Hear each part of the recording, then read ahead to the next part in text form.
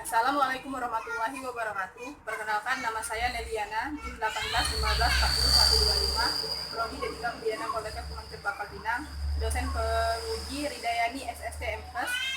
Baiklah, di sini saya akan melakukan konseling dengan alat bantu pengambilan keputusan dengan klien baru. Assalamualaikum. Salam. Silakan masuk, Bu. Ya. Duduk ya, Bu. Ya. Perkenalkan, Bu, saya Bidan Eli yang bertugas hari ini. Oh ya. Kalau boleh tahu, Ibu namanya siapa ya, Bu? Ibu Endang. Bu Endang. Sendirian aja, Bu? Mana suaminya, Bu? Iya Bu, saya lagi kerja kebetulan. Kerja ya, Bu? Iya. Baiklah, Bu. Sebelumnya, kalau saya boleh tahu, alasan Ibu berkunjung ke sini ada apa ya, Bu? Saya mau memilih metode KB Bu.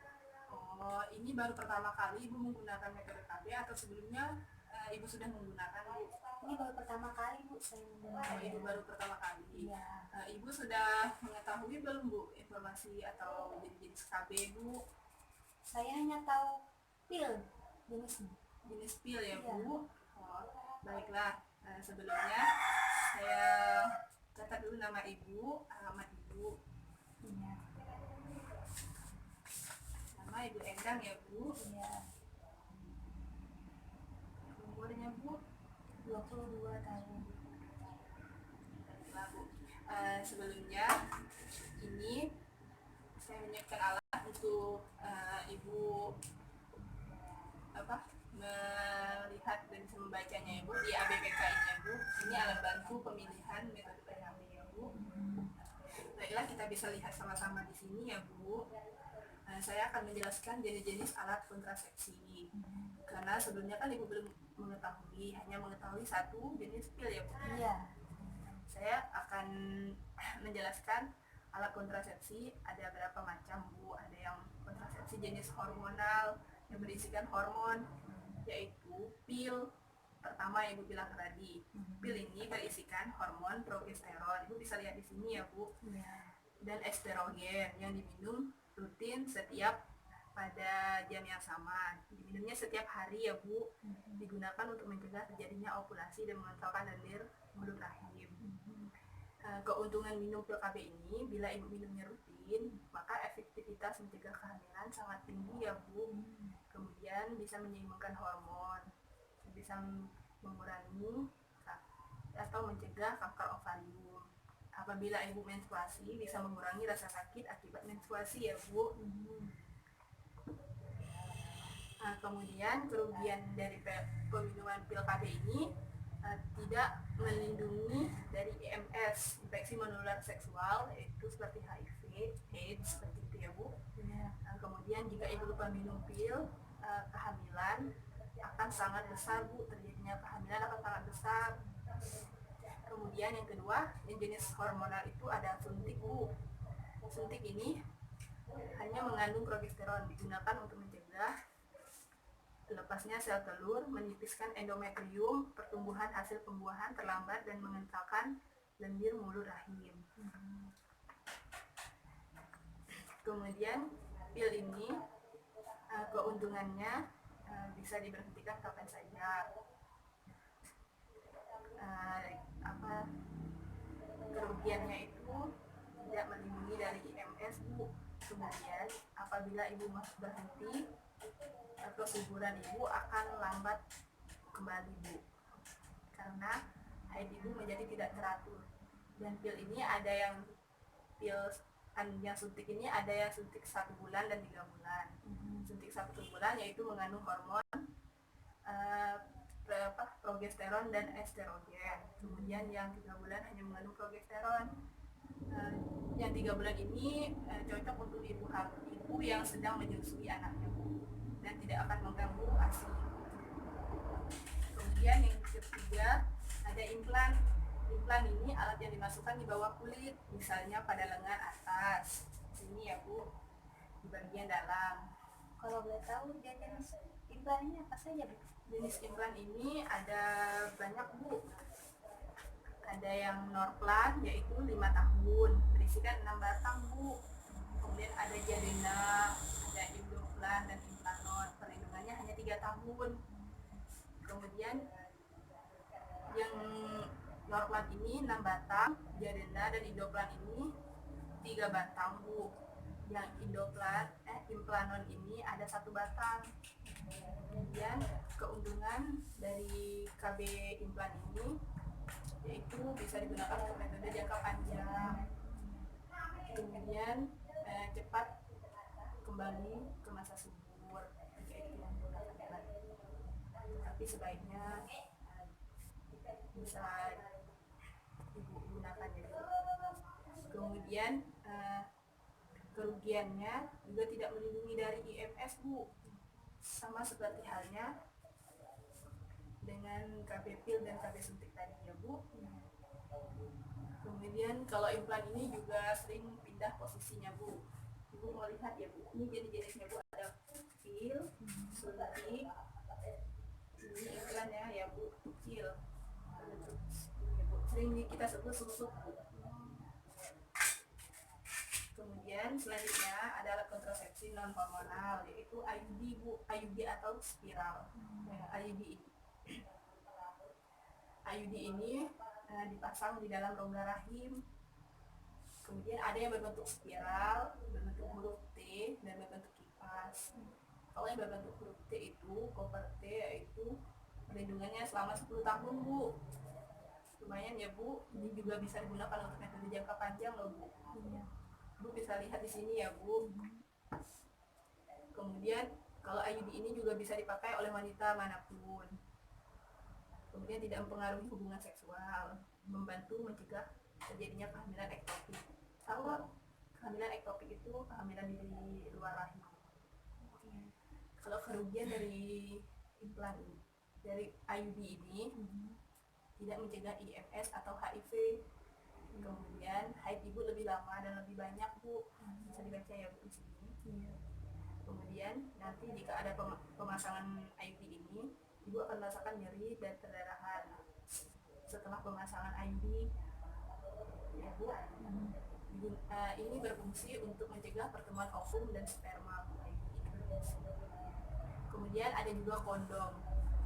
Kondom ini alat kontrasepsi yang terbuat dari karet yang tipis, biasanya digunakan oleh para lelaki. Karena kebetulan suami ibu nggak datang, jadi saya jelaskan saja sama ibunya. Kemudian ini digunakan untuk menghalangi masuknya sperma ke dalam rahim Bu. Kondom ini juga bisa Bu digunakan untuk mencegah IMS. Nanti jika ibu ingin berhubungan, ibu bisa langsung menggunakannya. Kasih tahu sama suaminya ya Bu. Kemudian ada juga kontrasepsi mantap. Kontrasepsi mantap itu berupa vasektomi dan tubektomi. Apakah ibu sudah pernah mendengar Bu? Belum. Kalau vasektomi ini khusus untuk suami ibu. Ini dilakukan dengan cara operasi yaitu pemotongan pada vas deferens. Karena suaminya nggak datang, nanti ibu bisa jelaskan langsung ya Bu kepada suaminya. Kalau tubektomi ini bisa digunakan untuk ibu. Itu juga dilakukan dengan cara operasi Bu. Nanti dipotong kemudian diikat ya Bu, ujung sama ujungnya Bu. Bisa lihat ya Bu gambarnya. Tadi sudah saya jelaskan ya Bu jenis-jenisnya, macam-macamnya dan kerugian serta keuntungan. Apakah ibu sudah punya pikiran atau pilihan untuk menentukan jenis KB apa yang ingin ibu pakai atau ibu gunakan? Saya ingin tetap KB pil. Ibu ingin KB pil. Sebelumnya KB pil ini ibu sudah kesepakatan ibu sendiri atau bersama suaminya Bu? Saya sudah berdiskusi dulu Bu dengan suami saya sebelumnya. Sudah berdiskusi ya Bu? Ya sudah. Berarti ibu tetap ingin memilih KB pil ya Bu? Ya. Baiklah Bu. Nama ibu tadi Bu ya. Alamatnya di mana Bu? Di Penulisan. Ibu menikah kemarin usianya berapa ya Bu? Ya 20. Berarti umur anak sekarang berapa Bu? Kurang 1 tahun. Berarti berarti umur anak ibu kurang lebih 1 tahun ya Bu? Iya, Bu. Jenis kelaminnya Bu? Perempuan. Perempuan ya Bu. Kemarin ditolong oleh siapa Bu melahirkannya? Oleh bidan juga. Bidan ya Bu. Ibu, apakah ibu ada riwayat kesehatan? Darah jantung? Tidak, Bu. Tidak ada ya. Dari keluarga juga nggak ada ya Bu? Alhamdulillah tidak. Tidak ada ya Bu. Alhamdulillah.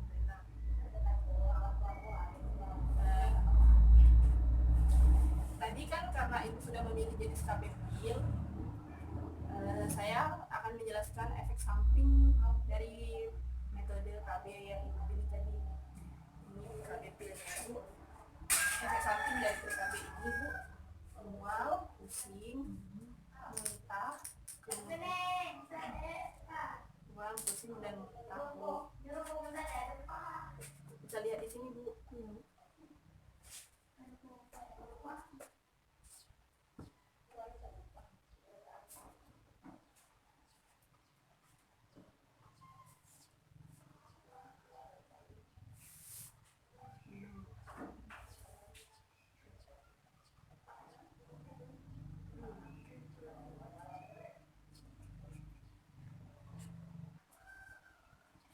Iya, efek sampingnya tadi mual, pusing, sakit kepala, dan muntah Bu. Nanti saya sarankan untuk minumnya pada malam hari atau sebelum tidur.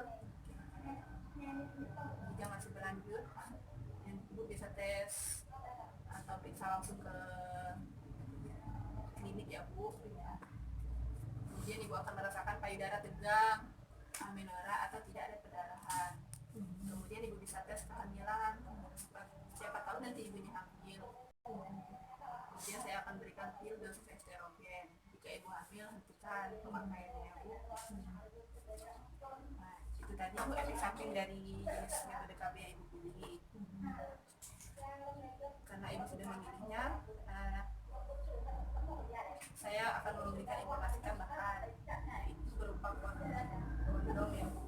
Informasi tambahan ini atau perlindungan ganda ini berupa kondom, yaitu fungsinya untuk mencegah kehamilan dan IMS Bu. Karena suaminya tidak datang, nanti ibu jelaskan langsung ya Bu kepada suaminya. Nah, suruh suaminya untuk memakai kondom jika ibu sudah minum pil nanti. Jika ibu minum pilnya ini bisa kapanpun. Nah, tapi bila ibu menstruasinya pada hari pertama sampai hari kelima, ibu minum pil, ibu tidak perlu menggunakan perlindungan ganda atau menggunakan kondom tadi ya Bu. Tapi jika lebih dari hari tersebut, ibu bisa menggunakan kondom dan ibu bisa menunggu sampai haid berikutnya, atau ibu tidak usah berhubungan terlebih dahulu ya Bu. Kasih tahu sama suaminya ya Bu. Dari penjelasan saya tadi, apakah ibu sudah mengerti? Sudah. Apakah ibu ingin bertanya Bu? Tidak. Tidak ada lagi ya Bu pertanyaannya. Baiklah, ibu nanti bisa tanda tangan di sini ya Bu untuk surat persetujuannya kalau ibu sudah memilih KB jenis pil tersebut.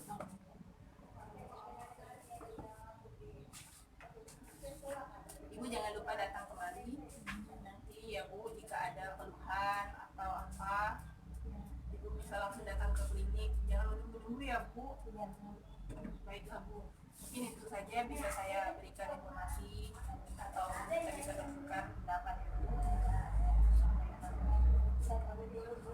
Ya Bu, siapa deh Bu yang nganterin pulangnya Bu? Saya sendiri Bu. Oh, iya. Baik dulu Bu. Kasih.